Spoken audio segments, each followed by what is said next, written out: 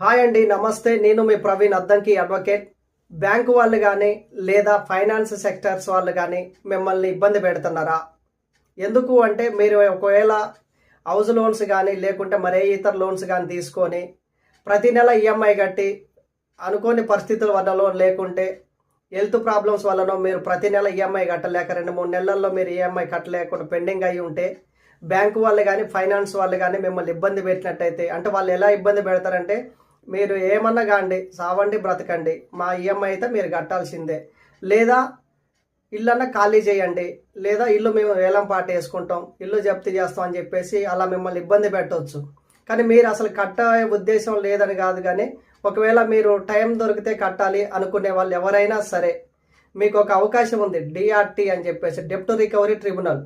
ఆ యొక్క బ్యాంకు ఎవరైతే మిమ్మల్ని ఇబ్బంది పెడుతుంటారో వాళ్ళందరికీ కూడా మీరు డిఆర్టీ అనే కోర్టు ద్వారా మీరు సమాధానం చెప్పొచ్చు.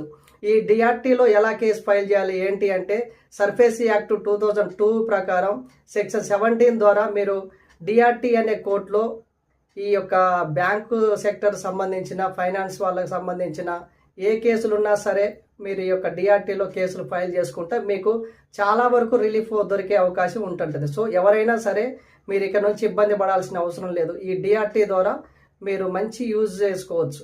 సో ఇలాంటి ఇన్ఫర్మేషన్ మీకు కావాలనుకుంటే మన ఛానల్ని ఫాలో అవ్వండి. ఫుల్ క్లారిటీ కావాలనుకుంటే కాల్ చేయండి.